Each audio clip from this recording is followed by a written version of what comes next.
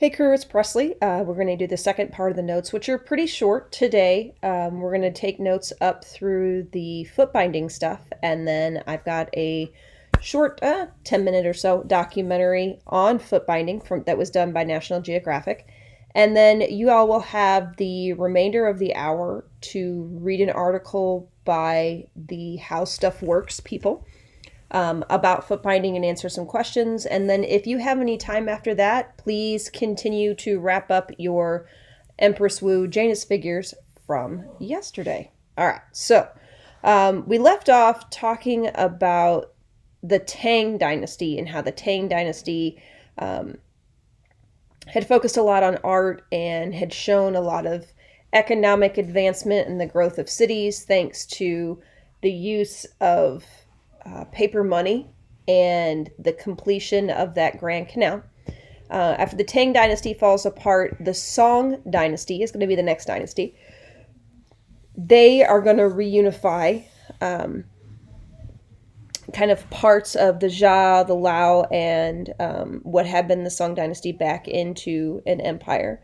Their focus tends to be on increasing that kind of economic advantage. There's several inventions and discoveries that are going to happen under the Song Dynasty. One of their claims to fame is this use of a meritocracy. That's one of the words you need to know. It means rule by officials chosen based on merit. So meritocracy. You have a bureaucracy where people get their jobs based on merit. So how do you determine merit? You use those civil service exams. And they're supposed to be open to everybody, but the lower classes are still not represented very well because you still have to pay for books, you still have to pay for tutors, and you still have to pay for the time that you're going to be using to study because you won't be working. And while the upper class may be able to afford to pay for all that for one of their sons, the lower class is not going to be able to afford to pay for that. And so you're going to, even though in theory it's open to everybody and equal, in practice it's not so much. Some of the Tang and Song inventions that happened during kind of this middle China area, a lot of the art is going to focus on religion, and this celadon glaze, which is this kind of milky green glaze, is unique to Korea. It's a Korean invention, but at this time in history, Korea is going to be a protectorate of China, so China is going to export this glaze, or import this glaze, use it on their pottery, and then export that pottery.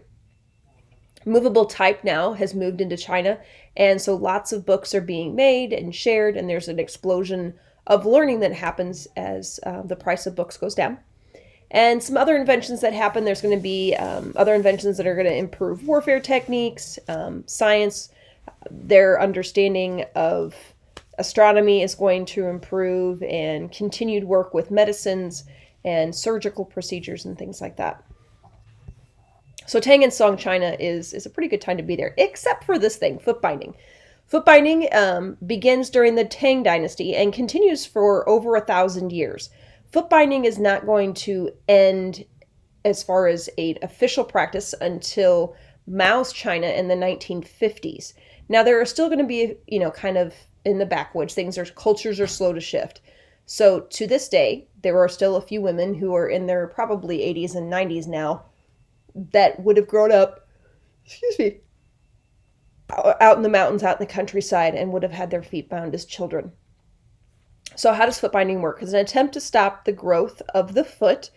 I have an average foot size. I wear an 8.5, and so my foot is about 8 or 9 inches long from heel to toe, and the attempt is to stop the feet to be at an ideal 3 inches long. So it's a third of the size of the regular foot. So I'm going to warn you ahead of time, those of you who don't like the visual images of malformations, you probably want to kind of turn your head away from the screen. But so here is a foot that has been bound, and one of the shoes that it would wear. You can see in the x-ray on the second picture here how the arch of the foot, the bones that make up the top of the foot, have been malformed in the toes as well. And in this documentary, they're going to show you. So here, this woman is a picture of her as a child and a picture of her as an adult. And you can see that her feet have not grown any bigger from the time she was a child. And that's when you would start this. You would start this when your children were young, about 4 years old. The dainty, tremulous steps of this Peking opera actress are a modern recreation of a once widespread custom in China.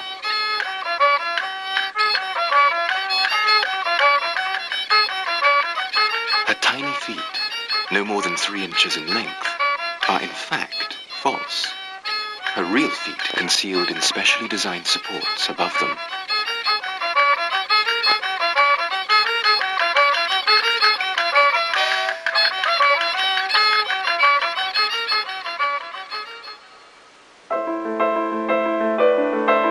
But for millions of women in the past, the possession of 3-inch feet, or golden lotuses as they were revered, was a stark and painful reality.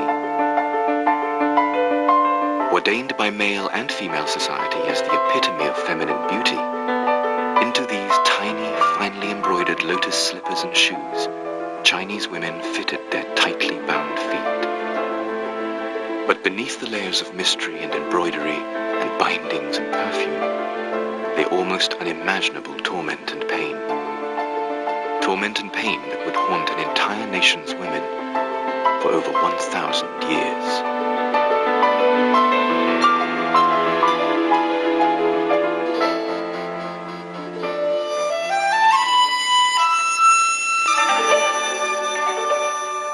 This is the Golden Lotus Dance, and it is found almost nowhere else in the world. Here, in Yunnan province in southwestern China, are sufficient dancers with bound feet. It is nearly a century since the custom of foot binding was banned by China's first Republican government. There are no official statistics as to how many bound-footed women remain among China's 1.25 billion citizens. Today, it is almost impossible to comprehend the reasoning behind this strange and brutal custom. 疼嘛，疼了，这个那是谁不好呢？小嗲嗲的，一不小心打碰个打碰个。过了疼才能呢。一抽抽那些，那许你许不住。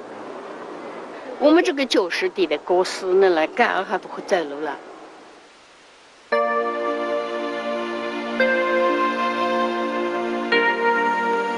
At its peak, foot binding was a socially mandatory practice for Han women throughout China, rich or poor alike. The village of Liuyi in Yunnan province. With around 300 bound-footed women in the vicinity, there are 104 in this village alone, and all are aged between 70 and 90.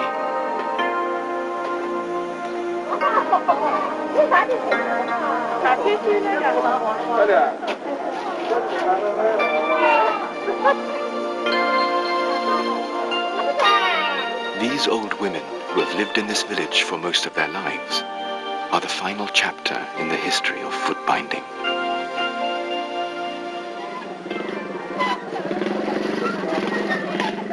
"77-year-old Lo Yuyuan and 80-year-old Chai Fuyuan are in-laws.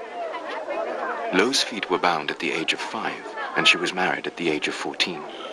She has 2 sons and 1 daughter. Chai, the smaller of the 2 women, had her feet bound when she was only 4, and was also married at 14. She has 1 son and 4 daughters.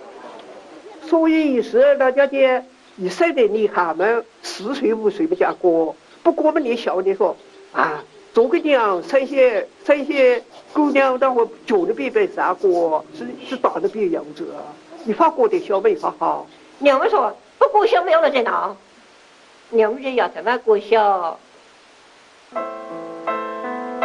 The custom was carried out with a binding bandage made of coarse cotton cloth, measuring 3 inches in width and 7 or 8 feet in length. This is a foot-binding stool of the Qing dynasty. The child of a wealthy family would sit on a bed with her feet placed on the stool.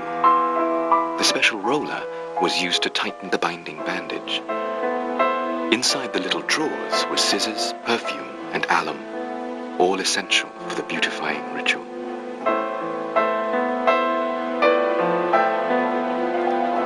Customs varied from province to province. Foot binding was initiated at the age of 4 for some, or as late as 8 for others, and was usually performed by the girl's own mother, although wealthy families would engage the services of a binding woman. For parents, believing that foot binding had a lifelong impact on their daughter's future wealth and social standing, and therefore happiness, picking an auspicious day for the event was important.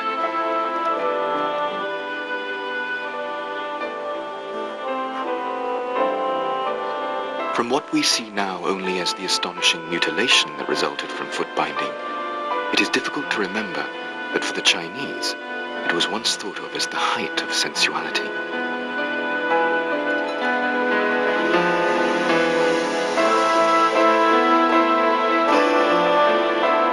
All the toes except the big one were folded under and bound tightly to bring them close to the sole.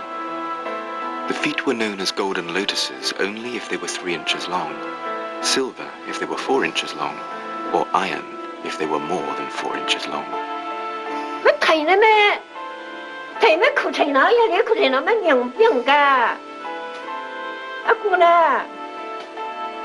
Feet were bound in 5 or 7 layers of bandages. Often mothers would sew up the punishing bindings in order to prevent their daughters from secretly removing them in bed at night. As the feet grew, so the bindings were tightened. 前面过中到回笼之间们炒了有个轻轻的过了嘛，还是晚上也是不耐烦，还想给你那个床前那个睡着，睡不到回来好洗了好，我们还是有过。 For over 1,000 years, countless Chinese girls were disabled or even died during the course of this practice. Often the feet were broken. Paralysis, gangrene, and ulcers were commonplace. Girls in the early stages of foot binding would have their bandages tightened twice a day. The pain was excruciating and unrelenting for up to 2 years before gradually subsiding, leaving the foot permanently contorted. Only then could the human foot become the ultimate symbol of beauty, the golden lotus. Chai is 5 feet 1 inch tall. An average woman of her height has a 9-inch long foot.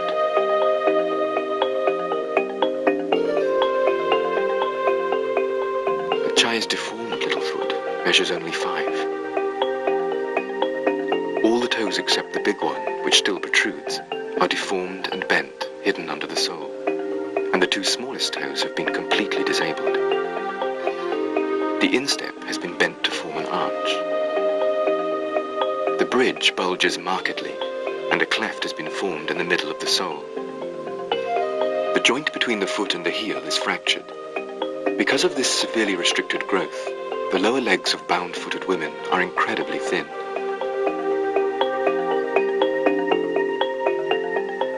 So why was it considered a symbol of beauty? The answer to this question can be traced back to a peculiar style of imperial entertainment some 1,000 years ago. It is generally believed among the Chinese that foot binding originated in the 10th century, during what is known as the Epoch of 5 Dynasties. It is said that ruler Li Yu of the Southern Tang dynasty doted on a palace concubine, Yao Niang, who was a superb dancer. The emperor demanded that Yao Niang wrap her feet in cloth to make them smaller and look like moon crescents. He further made the concubine dance on a specially made lotus stage. The spectacle so seduced the emperor that the royal obsession escalated into a craze and permeated through the imperial courts, becoming ever more extreme as it did so, and inspiring art and literature as it went. Coming up, slim, small, and pointed. The pinnacle of sensuality or the secret to an everlasting marriage? When foot binding... 谁吃呢？骨头有谁吃呢？你谁吃一团？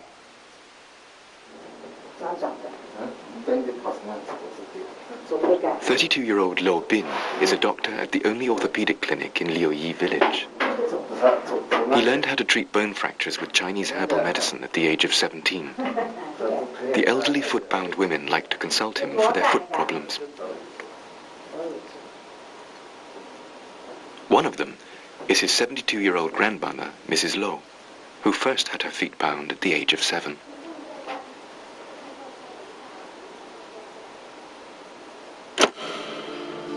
The X-ray shows that the bones of her instep and the joint have been deformed. The bones of the 4 toes have been bent under the ball of the foot. The instep and the sole of a normal foot form an angle of 20 to 30 degrees.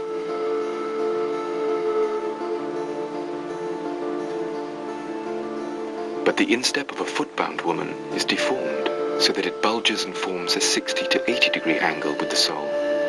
The heel bone has been brought into a near vertical position and closer to the toe bones.